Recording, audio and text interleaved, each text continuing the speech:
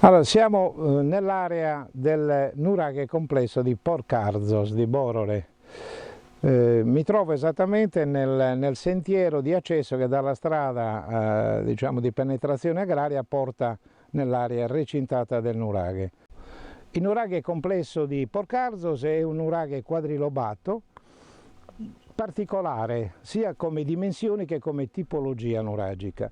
Rappresenta per il territorio sicuramente l'elemento architettonico archeologico più importante. Probabilmente, secondo quanto disse l'allora straordinario Lilliu, professor Lilliu, che negli anni 60 fece un primo saggio del nuraghe, dovrebbe essere la reggia più grande e importante della Sardegna. Il nuraghe Porcarzos prima di quegli anni non era conosciuto come monumento in quanto era completamente coperto di vegetazione, soprattutto di rovi e di tanta altra vegetazione infestante. Un provvidenziale incendio fece vedere che cosa al di sotto di questi rovi c'era e comparve questo enorme complesso, diciamo, di pietre che poi venne identificato come nuraghe complesso.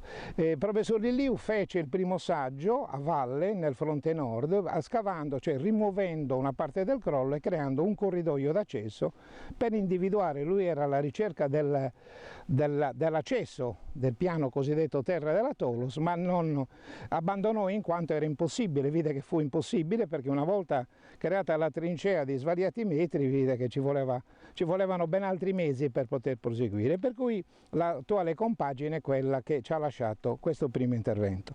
Dietro le mie spalle c'è una parte dell'antemurale che contorna completamente il complesso nuragico che è frutto anche della rimozione dei crolli che vennero rimossi in quell'occasione. A mia sinistra c'è invece una parte della rimozione dei muri che ritmavano i piccoli poderi all'interno di quest'area, all'interno della quale sono evidenti anche alcune mensole che erano le mensole di coronamento della torre nuragica. Ci troviamo nel fronte sud del nuraghe, il fronte più importante, quello che rappresenta l'accesso al nuraghe. Sulla mia sinistra abbiamo ciò che dicevo prima, ciò che fece il professor Lilliu con i primi archeologi negli anni 60, rimuovendo quello che era il crollo all'interno di questo corridoio che diventa uno dei punti di accesso di avvicinamento allo stesso nuraghe. Ma su in alto abbiamo il complesso più importante, perché abbiamo praticamente la parte che vediamo in evidenza, in sommità, è la parte mediana, ovvero la parte che era al centro dei 3 livelli del complesso nuragico. C'è la possibilità, con non poco rischio, di entrare, di accedere proprio a questa Tolos. Momentaneamente è preclusa in quanto abbiamo una situazione di pericolo, perché abbiamo le 3 architravi che rappresentano il sostegno dei 3 livelli, ovvero dell'accesso della parte esterna della muratura, dell'interno del primo corridoio e della vera e propria Tolos, che sono lesionati, per cui momentaneamente non si può entrare. Però viene evidente che cosa?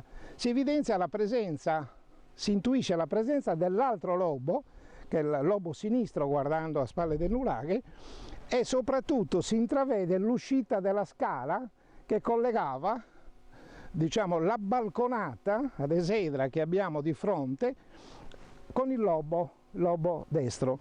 Si intravede anche l'accesso alla Tolos mediana. La muratura imponente che si presenta in fondo all'interno di quella balconata, si vede che c'è un movimento strutturale abbastanza importante che andrà ad essere analizzato in una fase successiva. Sì, questa è la mensola di coronamento di uno dei 4 lobi, presumibilmente di uno del lobo destro, insomma, che abbiamo da questa parte. La mensola di coronamento che ha come viene rappresentata nelle ricostruzioni nei plastici dei nuraghi, tipo quello di nuraghe complesso di Barumini. E la straordinarietà di queste mensole che non erano incastrate e maltate nel coronamento murario, ma erano fermate da dei cunei particolari sempre in pietra, per cui abbiamo anche tecnicamente una delle soluzioni straordinarie. Ecco, qui mi trovo proprio a ridosso della muratura diciamo del complesso importante e trovo una situazione un po' ibrida abbiamo le due pareti, diciamo più a valle di me, che sono a scarpata, dunque sono dei contraforti che contengono sicuramente l'antemurale. Qui invece è una cosa abbastanza insolita, abbiamo un andamento invece non rettilineo ma curvilineo, che probabilmente rappresenterà una struttura diversa sotto un profilo architettonico. La cosa intrigante è questo foro vero architravato che probabilmente rappresenta l'elemento di scarico di una sottostante architrave, era uno dei sistemi straordinari che impedivano la concentrazione della cosiddetta tecnicamente risultante delle forze sull'architrave, che avrebbe determinato quasi certamente la lesione e probabilmente il crollo della stessa. Qui ci troviamo praticamente in uno degli angoli privilegiati, tra l'altro uno dei pochi accessibili. Abbiamo una parte dell'antemurale con una grande presenza di un crollo soprastante, ma soprattutto si intravede la muratura strutturale di uno dei lobby, che ha una particolarità, che è fatta di conci talmente ben lavorati che sembrano non di così millenaria e antica memoria, ma bensì di cose più recenti. Si intravede logicamente il crollo del lobo ed è straordinaria la presenza, diciamo, purtroppo di vegetazione infestante, caprofico eccetera, che non hanno per fortuna ad oggi fatto crollare ulteriormente l'apparato murario. Ma si intravede soprattutto, adesso andremo a visitarlo, il corridoio che separa l'antemurale dalla struttura dei lobby che rifasciano e che collegano praticamente la Tolos centrale, e andremo a vedere il perché c'è una preziosità architettonica. Sto attraversando praticamente il corridoio che separa l'antemurale a sinistra dalla struttura di rifasciamento del complesso nuragico. Mi avvicino a una delle parti più interessanti, sicuramente singolare, che è il collegamento, l'aggancio murario tra la struttura principale e la struttura di uno dei lobby. Guardate un po' la leziosità e la straordinaria lavoro fatto dai nostri progenitori di millenaria memoria.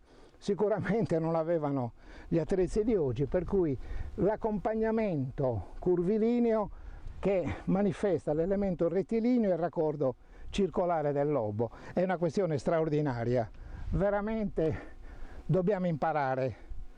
In sommità si vede questa pietra straordinaria che non comprendo, se non potrebbe essere l'ammorsamento murario del lobo, perché trasborda rispetto al suo andamento curvilineo del muro che purtroppo è crollato, che proseguiva logicamente con l'andamento, diciamo, a scarpata.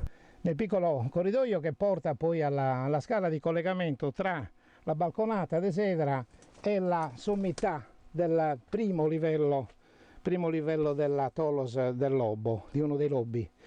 È una scala logicamente ripida, fatta sempre con degli elementi lavorati in pietra.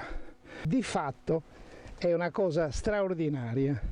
Adesso esco sulla sommità della Tolos, mi giro e guardo questo collegamento che logicamente ha una volta a semitolos, come i grandi maestri del passato riuscivano a fare. Questa è una parte logicamente di cui prevederne anche momentaneamente la protezione, in quanto può essere a rischio.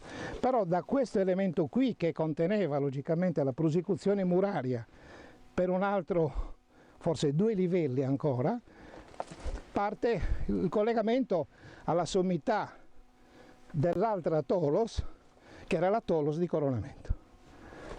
Ed è straordinario la stessa compagine che manifesta la costruzione di questa contestuale muratura principale del torrione centrale del mastio, la muratura di contenimento della Tolos del lobo e l'inserimento delle scale. Ecco, sto arrivando dalla parte sommitale della scala di collegamento all'estradosso della Tolos di copertura del lobo sinistro. Adesso invece faccio al contrario, salgo su sino alla sommità della Tolos mediana e vediamo un po' di raccontare il resto che si vede. Andiamo non con poca fatica a risalire Questa scaletta sempre, come dicevo prima, a norma di legge. E adesso ci troviamo praticamente, arriviamo alla sommità, la sommità di quella che era l'impostazione dell'altra Tolos di coronamento assieme a quello che era il mastio centrale. Ci troviamo, andando leggermente avanti, a guardare l'Esedra, la balconata d'Esedra, intuiamo la presenza dei lobby sino ad arrivare all'uscita individuata di uno dei lobby posteriori della scala che attualmente è inagibile perché è parzialmente crollata. Ecco, qui sono al di sopra praticamente della balconata d'Esedra, ma soprattutto sopra una delle scale di collegamento del lobo anteriore, dunque lobo sud di destra, che purtroppo, meno male, esiste lei, però manca di tutto l'apparato logicamente murario, cosa che invece abbiamo visto nel lobo sinistro. Si intravede comunque la cavità del lobo in basso, che adesso vado a raggiungere.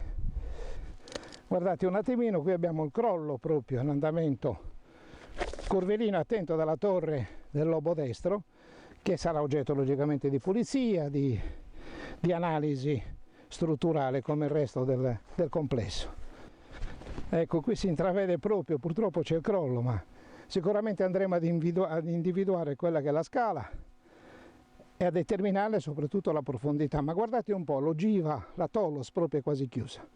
Guardate il coronamento orizzontale, qui manca l'altra compagine. Fine del percorso, andiamo a fare una riflessione, perché a volte il termine o l'identificazione di un sito, il toponimo, ha delle diverse interpretazioni. L'attuale significato di Porcarzos alcuni lo addebitano alla presenza di maiali, dunque il luogo dei maiali. Però c'è un amico mio carissimo che purtroppo non esiste più, che in un suo straordinario libro, Icnura, dice un'altra cosa. Presumibilmente il termine Porcarzos, che dà nome al più grande complesso nuragico del Marghine nella località del territorio di Borole, deriva da Pochos, che nell'antica mitologia, forse di estrazione mesopotamica, rappresentava Pochos, il dio del mare, che poi in Grecia diventa Nettuno.